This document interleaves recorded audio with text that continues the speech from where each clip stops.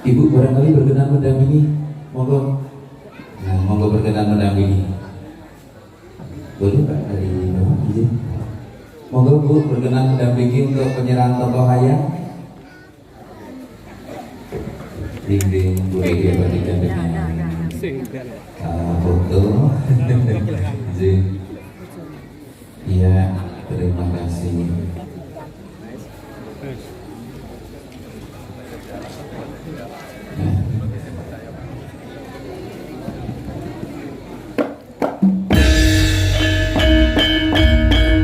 Winando ujur masuk panas main wayang kulit sampun kalah pambayekti pagelaran wayang kulit tahun menika kawiwitan wilujeng dalu wilujeng hamirsani.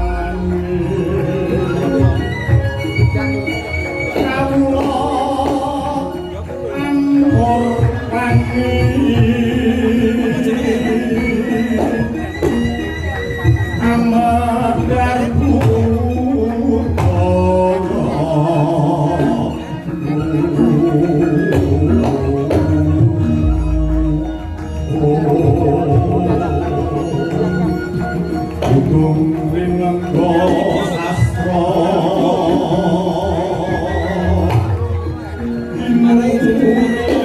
Inurung siping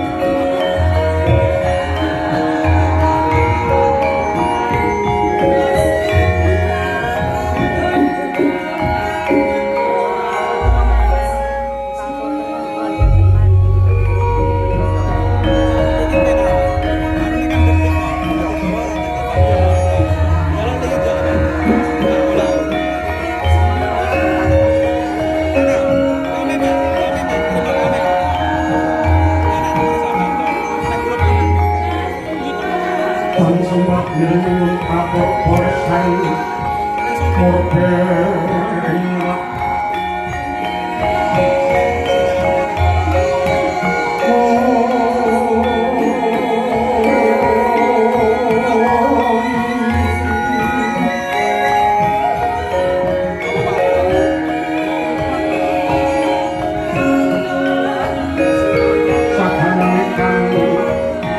yang kanan sing kasih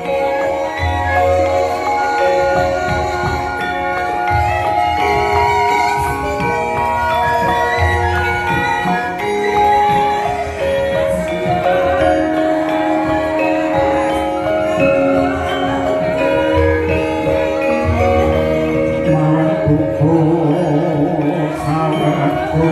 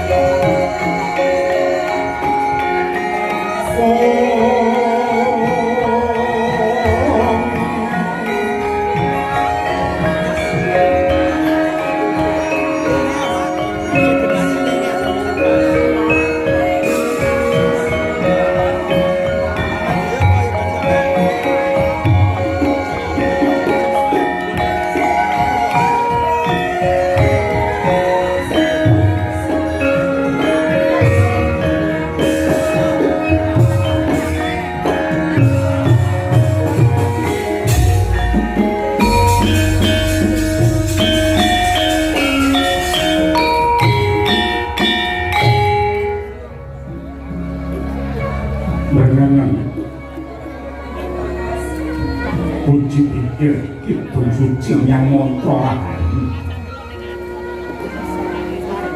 meja saking sangya para titahengan anu ngomodras maning Gusti mriwana pasuke ngalagya pangesti dharmaning kabudayan mrih rahayu Murwani Nabuka Kandha nenggih gumelaring negari Dwarawati ya sinebak Dwaraka ya ngaran Jenggalapura ya Jenggala Manik negari Dwarawati pantes sinebut Warasundari ingkang redini bumi pinilih prasasat gempalaning omah kasuwargan kang den papanake ing kono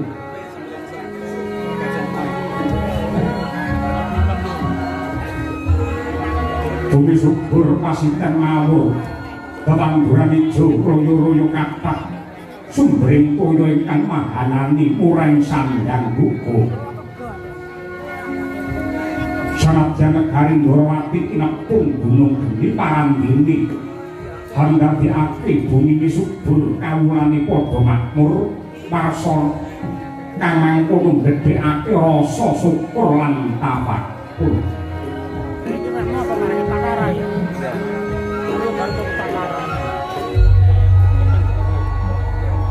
para putra lan para taruna weruh ing tata krama ngajeni marang ingkang werda awit wajuh ngenya hangesti mring dwija ingkang mapan wonten ing sarana wiyata pranyata ledha ing kawruh maneka warna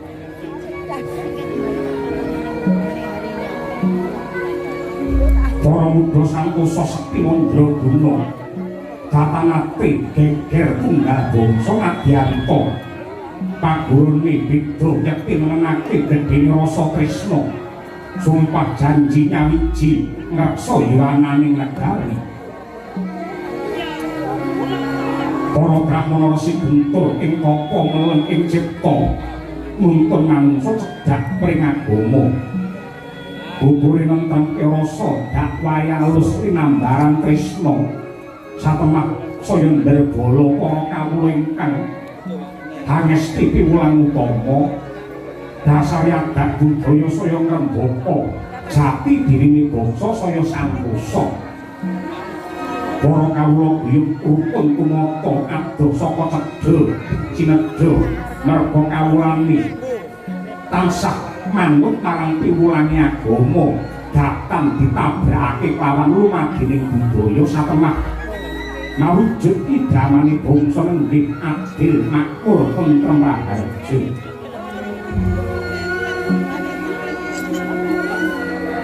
Durungan cek dina merdeka ing wulan Hasta para kawula saeka kraya gotong royong lunggal sedya katingal ing desa dadi reja awit rinengga umbul-umbul ing pinggiring marga dian kencar-kencar gumandul mawarna-warna tembok pinabur awarni seta swasana saya wibawa awit kumlebete sang duwi warna.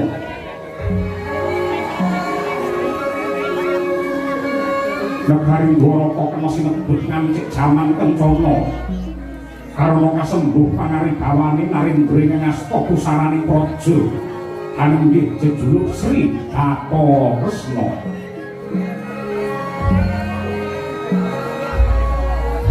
Ya sinebat sampe Soma Danardana Wisnumurti Padmanaba nalika muda kekasih Raden Narayana. Wis kawentar dadi wadah panitisanisan Hyang Wisnu diwani kabagyan uga sinebut sutaning rata ing jagat pramlawas paningali weh pekadang ing jagat sawidul sarta mahambet adil para marta tresna asih ing para kawula.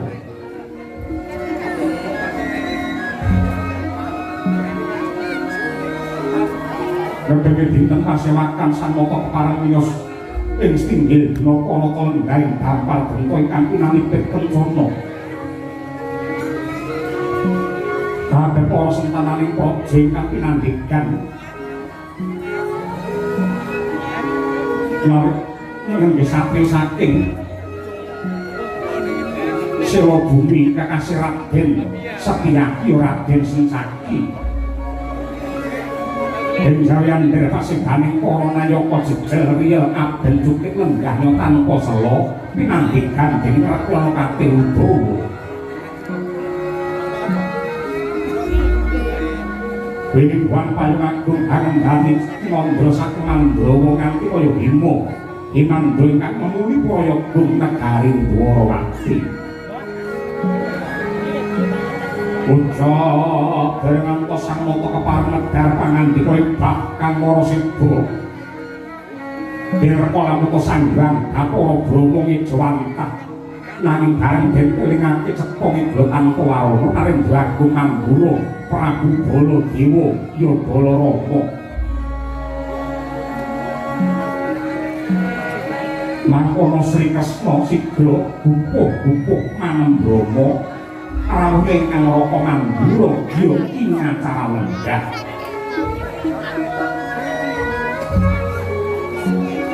Dereng dikawiji pangandikane sang Raka mangkono lamun to kawirsing karna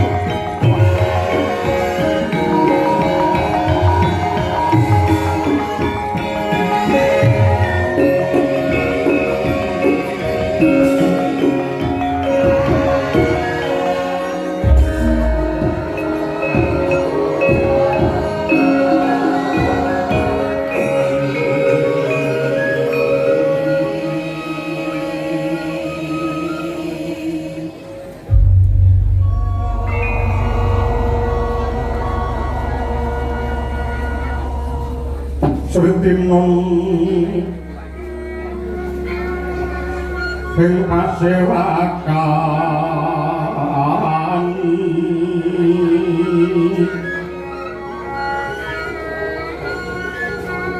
busana maneka warna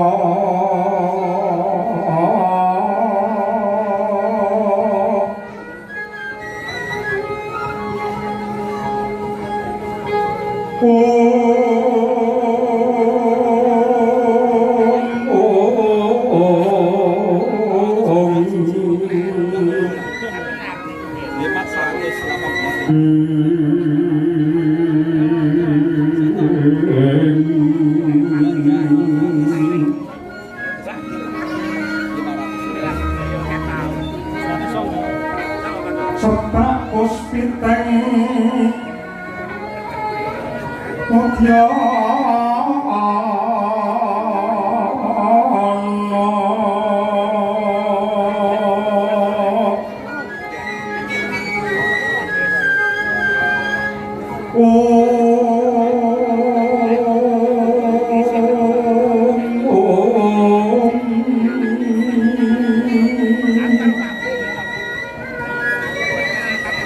yang pamjrak sarokmo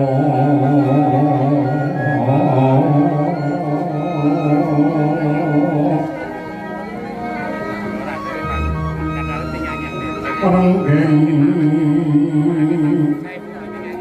manik mawa no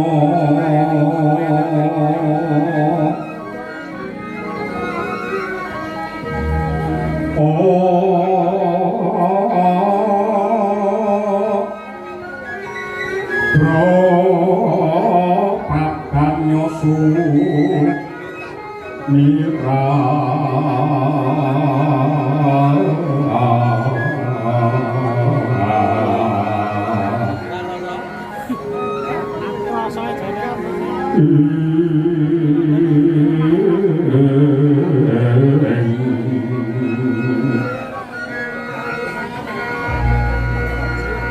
nyaring pecoli waran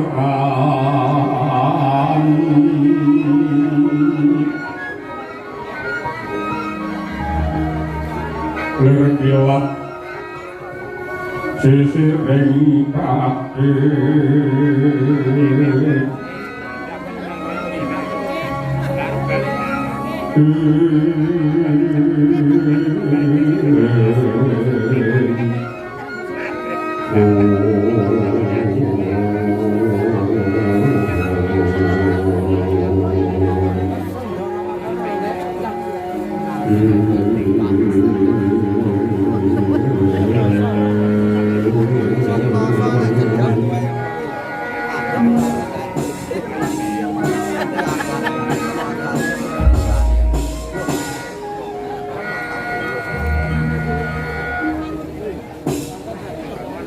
Iwang Suksma diwiwit uga paring pekayung pring kandhuaran ingsun satemah dabar padhananing jagat Dwarawati.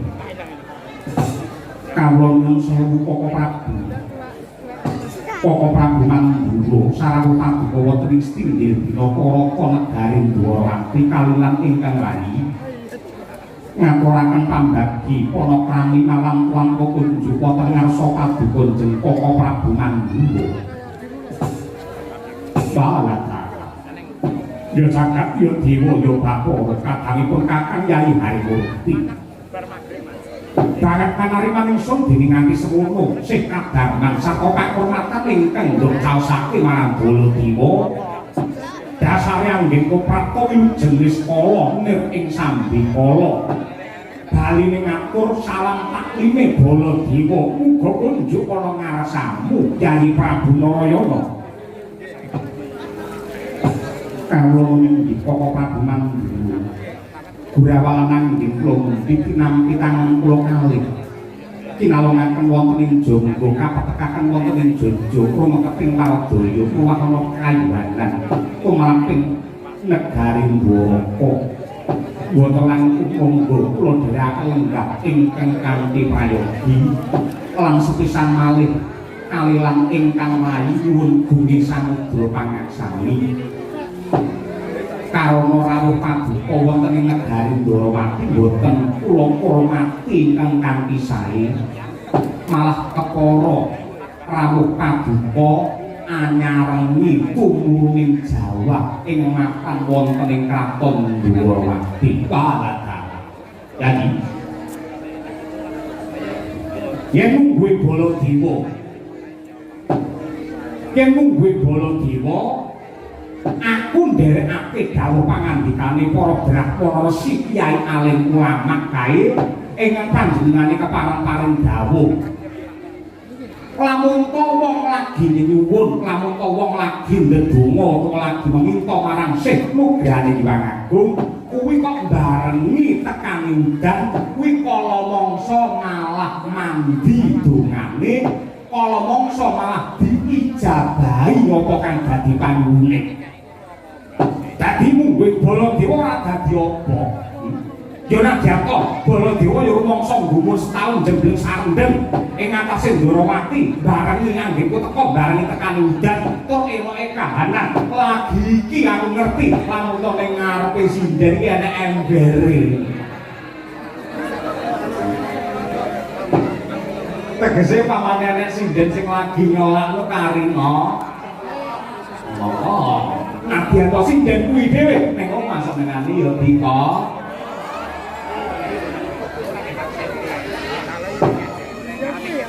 udan kuwi mungguhe Baladewa ki nugroho ya udan kuwi dumadi saka banyu mongko banyu kuwi simbole penguripan muga-muga kanthi tumurune udan ing jagat Ndrawati kene minangka kandha sih katresnaning Gusti ingkang Maha Nasa marang Yayi Prabu Kresna sak keluarga kabeh tumurune udan dadi srana barokah tumrape Yayi Prabu sak keluarga sumrambahe barokahe tumrape kabeh para pamirsa ingkang kapareng rawuh wonten mriki sedaya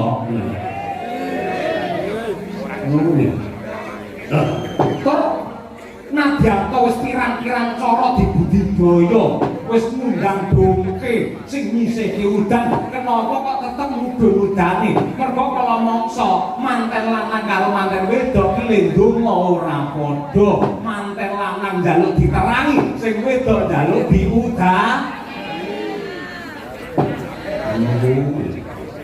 wali aku sugeng riyadi ya sepiro gedene anakku sepiro gedene luput marang Yayi Prabu Ndrawati muga kowe nglumpurake pangaksama ana dina ing ngepak berkah iki tanpa benten kaliyan kula tartamtu kula ndodho kathah ing rekalepatanipun pramila kula nyuwun lumungturing samudra pangaksami mugi-mugi lepat kula lan ugi lepatipun Koko Prabu Mandura linebura ing dinten Aryadi menika. Sapa wis pirang-pirang minggu ora ketemu. Subuhane sing pirang-pirang iki apa sisane bodho. Aku iki tau kuwirangan medaya nggone wong ketoke komplong-kombuan, mbake baru dibuka isine rengginan. Mungkin malah mungkin kesarasan malah sae. Mungkin kesarasan malah sae, malah sisandana monggo Koko Prabu kula dherekaken pinarak ingkang kanthi prayogi mugi-mugi sambunging kadangan menika andadosaken kamulyan tumraping bebrayan agung. Panjenengan ingkang puspita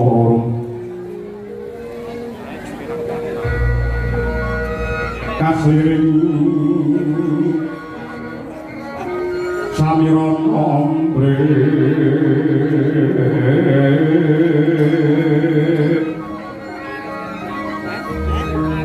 leler tandure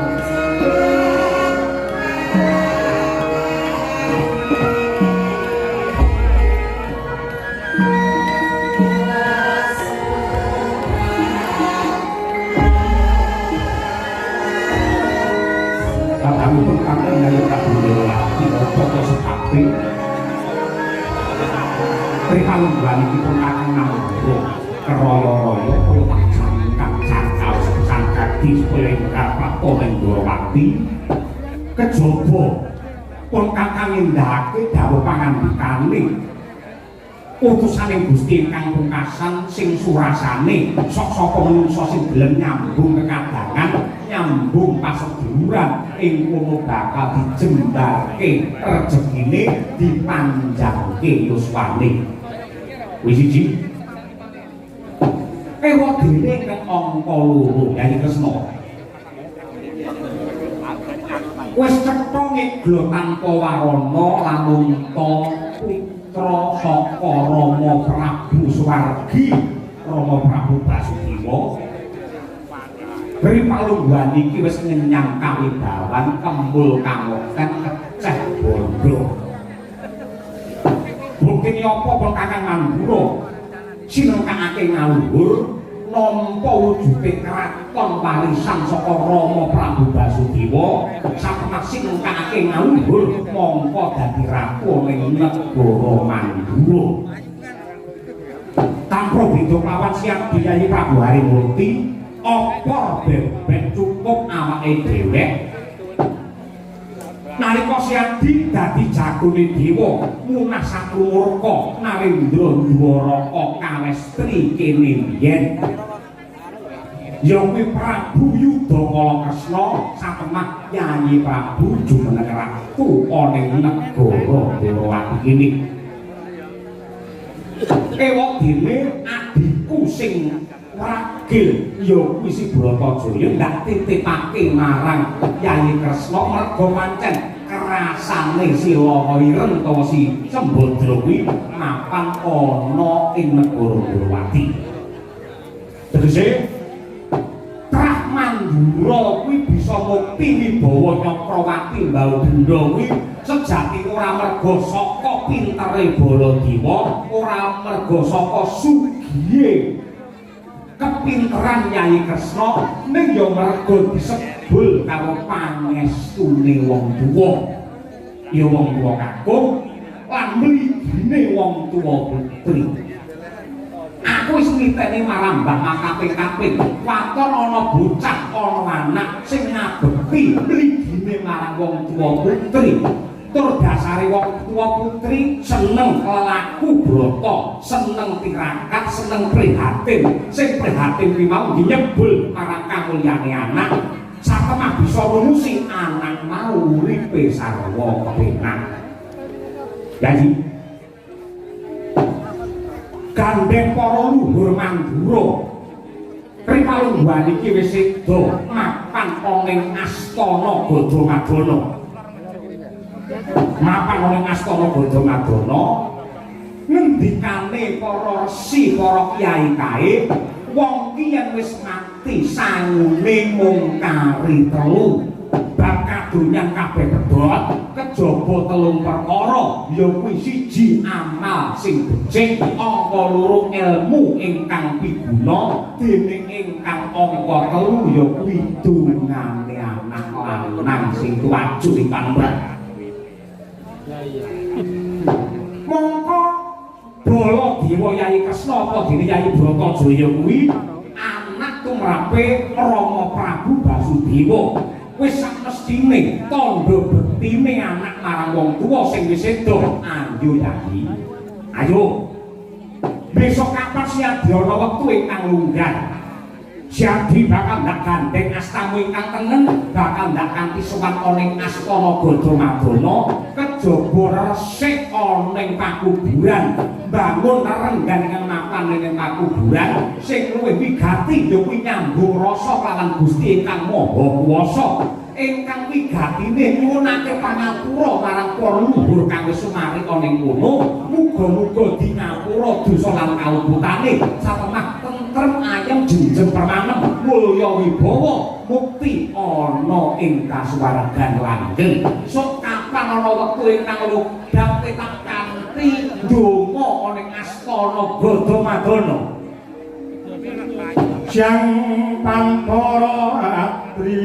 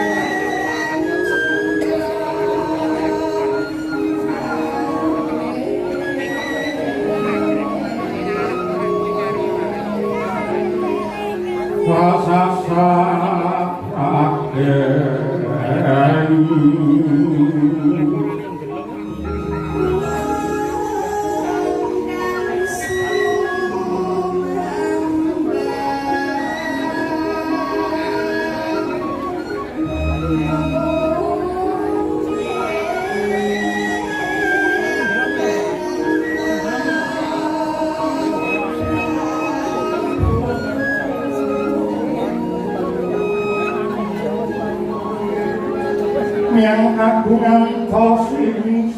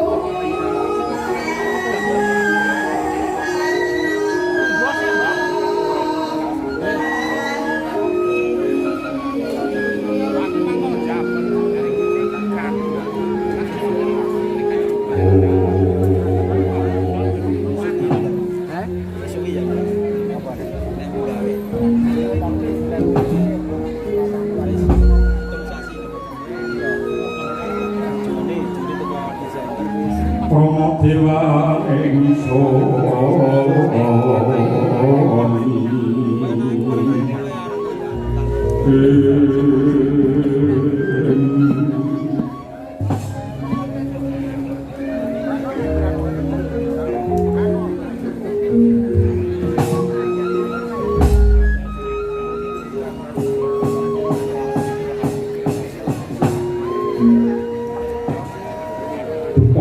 kagungan dulu jinak sesembah ibu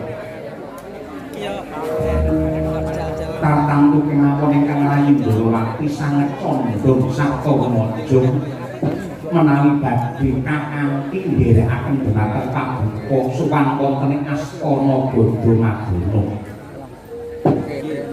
nyunaken pangapunten lan kirim donga dhumateng para leluhur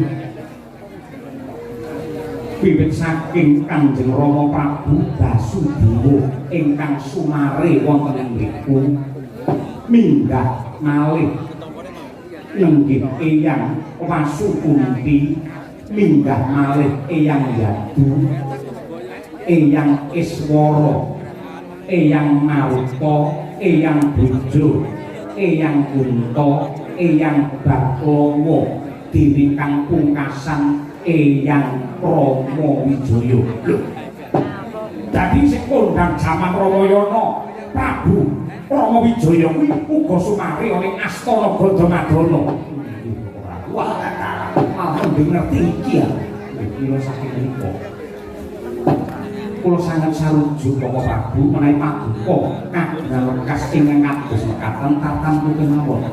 Kula ugi badhe anganti ingkang rayipun Bratajaya sowan wonten ing Astana Gandhamadana. Ning yo kuwi sepisan siadi lah kanthi resik ana ing papan pasaryan Gandhamadana angka 2 pamane ana wewangunan ana tembok ingkang gempalan rubuh ayo dibangun bebarengan. Nah, sakwise kuwi bebarengan nyuwun marang Purbane Hyang Agung lan sing ndak pundhut mungkrah mandura wae ingkang dinilani klebu ing Astana Gandhamadana pamriye mek ora ana sing ganggu gawe ora ana sing nggodha sakliyane trah mandura ora kena mlebu ing Astana Gandhamadana. Pramara Ramos wong yang hambangan kabeh karunaning kasose aneng marga mamalakum Krisang kanggo asratma aja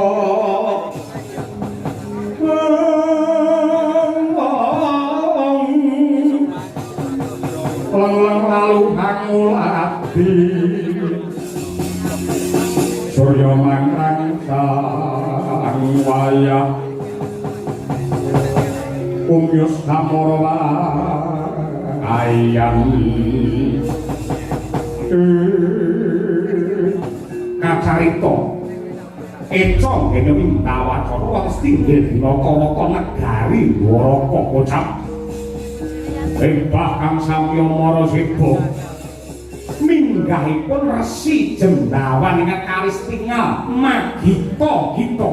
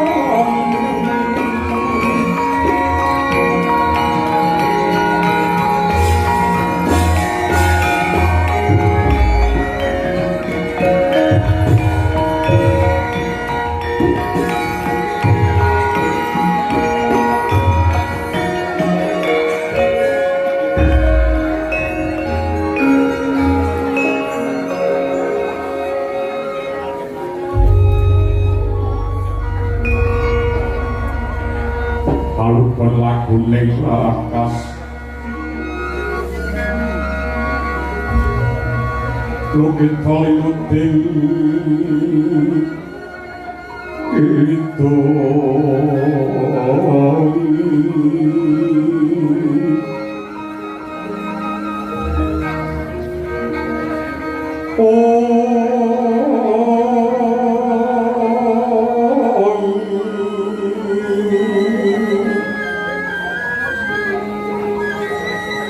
kadung kadung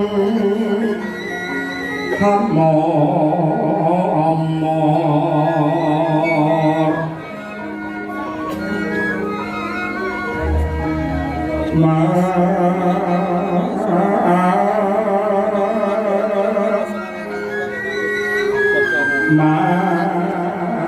mangun manah rahayu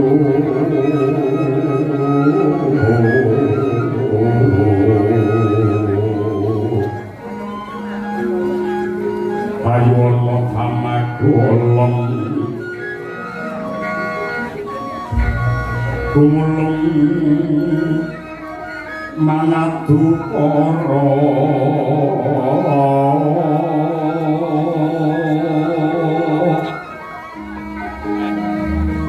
karena niro mangapus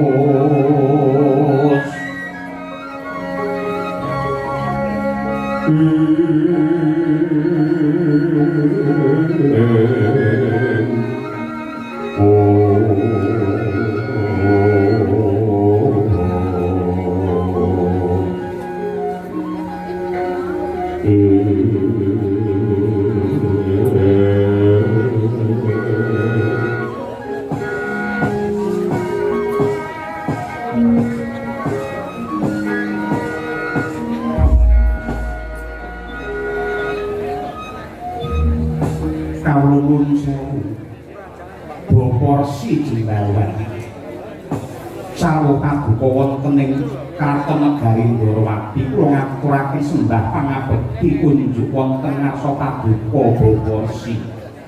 Waduh angger anak Prabu Harimurti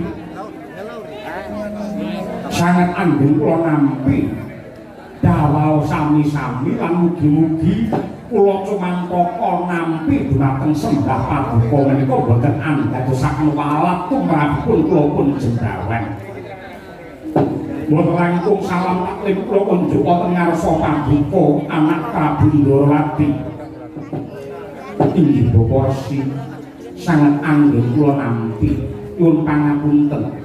Mboten sekeca raos sing manah kula kapuran Baporsi pinarak wonten ing inggil kursi pakurmatan taksih kathah ingkang sumadyo monggo lakune pinarak wonten ing inggil matur nuwun nggih matur nuwun kula langkung sekeca sowan boten ngandhap kemawon nanging kula menika putra mantu paduka dosa menapa ing badhe kula tampi walat menapa ing badhe kula gendhong menawi kula nilar ing tata kami sampun ngantos dados tunggalé paduka Garana Prabu Ndorowati pancen menika sampun dados pikajeng kula Gusti Yai Kresna wonten dawuh Koko Prabu nganggo dasar apa siadi ngaturi Resi Jembawan juru kunci Astana Gadamadana iki kok Baporsi tur panjenenganmu nggunakake tata krama tata basa ingkang becik malah gelem ngabekti gelem nyembah karo Resi Jembawan mongko nuwun sewu wis setonge glok tanpa warana nadyanto pendhita Jembawan iki wujute wanara iki wujute kethek lah siadi bekti marang Jembawan iki karepmu piye menapa paduka sampun supih paduka sampun kaliyan bilih Resi Jembawan menika mara sepuh kula Yayi Dewi Jembawati menika putra putrinipun Resi Jembawan ingkang sakmangke kula palakrami tegesipun menika tiyang sepuh kula ingkang tegak kula pundi-pundi Jembawan iki dadi mara tumamu nggih dalah ing antase panjenengan Ratu Gobinetara oboring jagat sutaning rat mongko titih Bathara Wisnu kok ora turane mung kethek. Nggih, nanging menika pancen dados kudrating pangeran lan kula ngajian iki ora mbogawane. Cepjas entek banune. Lah syukur yen panjenengan ngono ya. Syukur. Daya biru tok. Sinuwun Prabu Baladewa bekti kula kunjung sinuwun. Ya, Resi Jelawan ndak tampa gawe renaning griya ora liwat diprayogake anggone pinarak. Oh kuwi to. Sinuwun nganggo pangros boten kirang sekeco anggen kula sehat. Ora kok didol. Nyuwun pangapunten Bapak. Ora wong Kalilan kula nila bondo, kalilan kula sumadon dawuh. Yen pancen wonten babi gati ing badhe kadhawaken kok boten nimbali kemawon dhumateng ingkang putra. Kula mangke ingkang sowan wonten ing Godo Madana. Kok ngantos keraya-raya paduka rawuh wonten mriki menika wonten wigatos menapa. kok kowe ra enek ra ngerti. Wong ngedya mangu mangun kongkan wan rimang werlena tanpa kanin yang angkulosa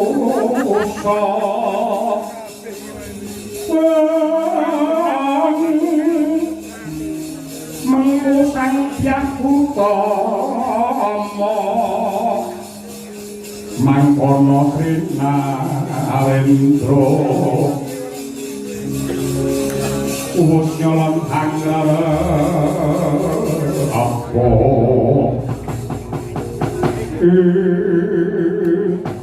Aduh anak Prabu sewu lepat tak nyun tadak wadon nyun bumi samudra pangaksani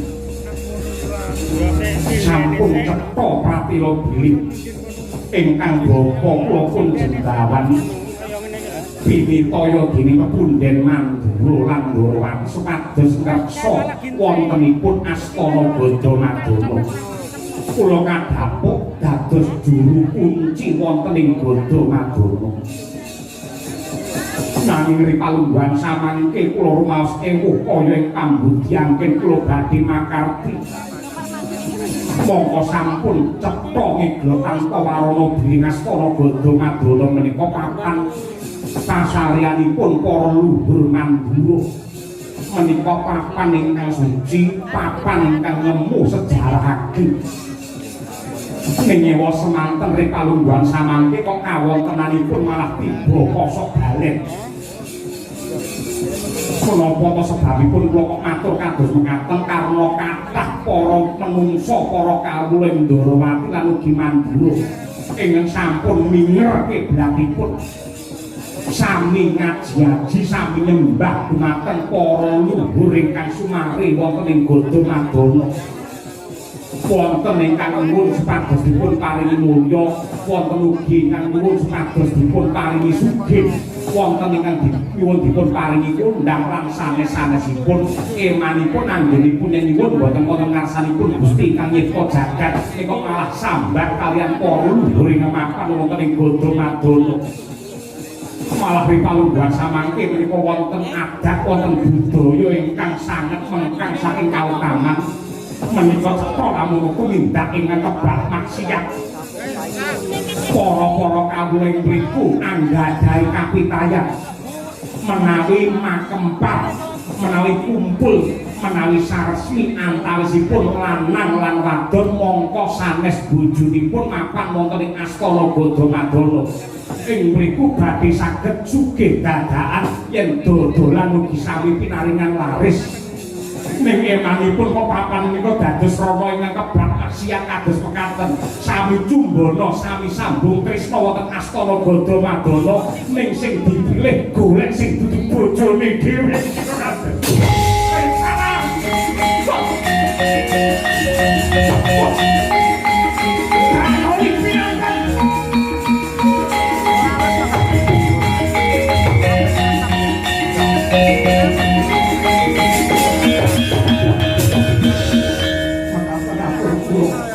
Lepat kula nyuwun Bumi Samudra pangaksami wasana purba wasisa saketahipun kula aturaken dhumateng para punden kula bara anggenipun badhe atur.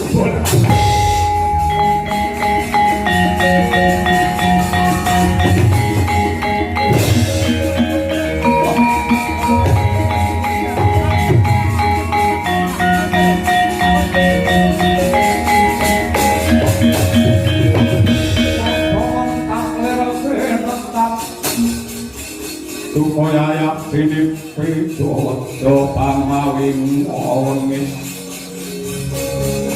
nekok cakung tandir Bicap nyaman Allah cokro Raupan rabak beranang Raupan rabak beranang Koyo kembang urawari Yen kasmeto marang seketeng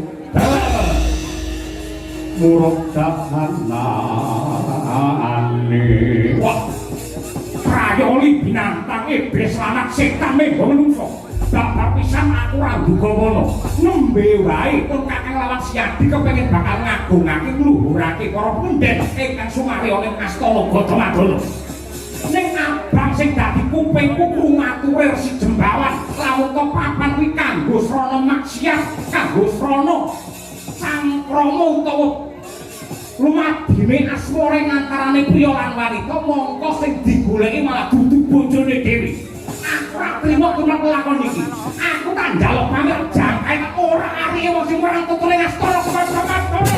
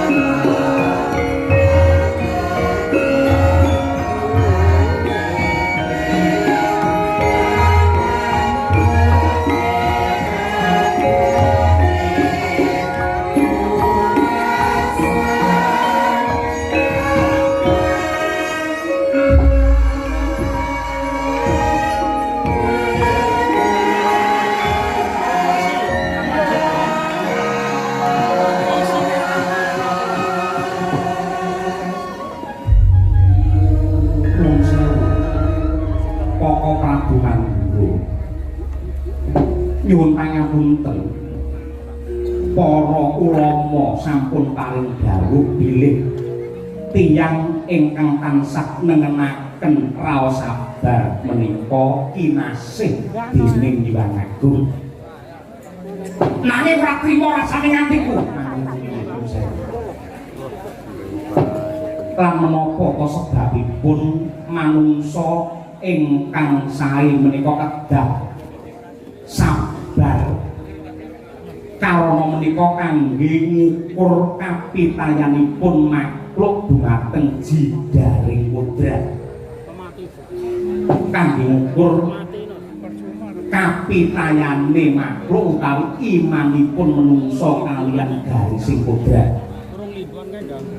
sedaya lelampahan ingkang kababar menika awit saking pamurbane Hyang Agung menawi menungsa raosipun gelo lan boten sabar tegesipun sami kemawon boten pitados kaliyan adiling pangeran tiyang ingkang boten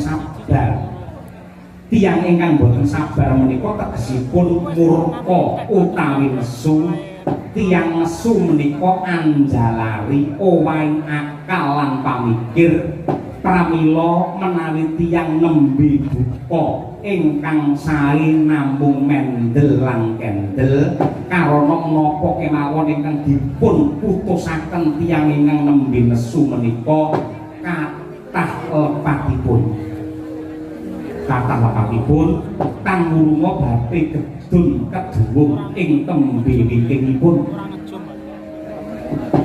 kejawi saking menika Koko Prabu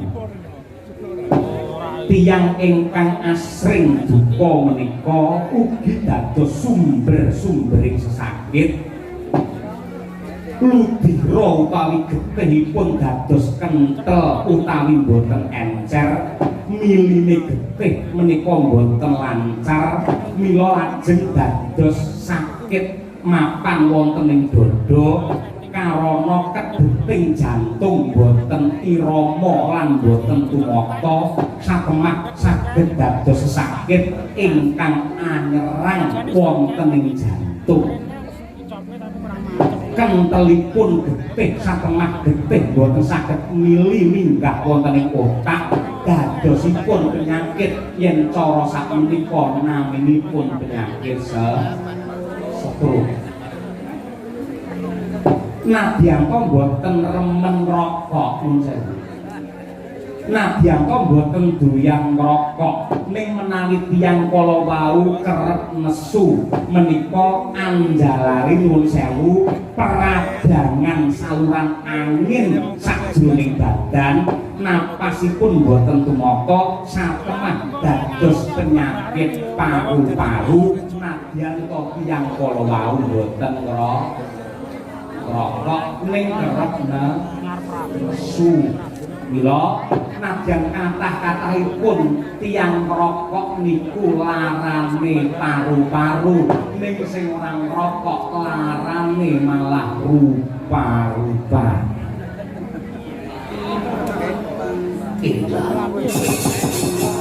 Nyawang ning dalam bapak kamu pinong nerkakonang surem ora tepan padang kasaran padaring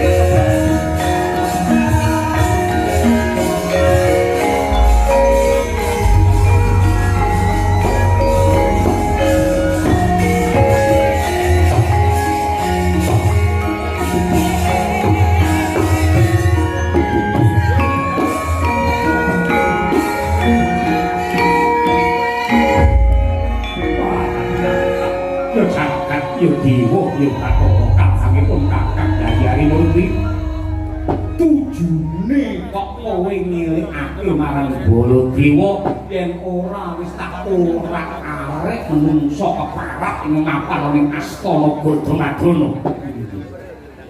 Mila kula suwun tetep sabar. Banjur samengko nyuwun sewu jumbuh kaliyan dawuh paduka. Kula tetep badhe nderekaken paduka Koko Prabu Mandura anganti Yayi Bratajaya dinten samangke bidhal wonten ing astana Gadamadana. Mangke perkawis para kawula ingkang milar saking kautaman nabrak saking wewaraing agami mangke kula ingkang ngemutaken Koko Prabu katuran jenah pinarak kemawon ingkang wigatos mangke sasampunipun prapta wonten ing astana Gadamadana nyuwun pengasih Hyang Agung mugi tansah anjangkung dhumateng keluarga ageng Mandura. Yen pancen kaya mangkono Yayi Prabu Harimurti banget aku sarujo apa kang dadi go pratikalmu ora liwat aku bakal ngestokake dawuh langkung rumiyin monggo kula dherekaken manjing wonten ing garapan jan menika manasih tujuan Hyang Agung yo nadyan kala ibadah ki becik wong manembake apik ning menungso duwe tata cara dewi-dewi monggo siang dikundur ledakon meminta manasih tujuane Hyang Agung mapan ning sanggar pamunjang mengko manut kapitayanku aku uga minta manasih tujuane Hyang Agung sewang-sewangan makaten kok yo Niki boten langkung sendika ngestakaken dawuh Dimas Setyaki kawula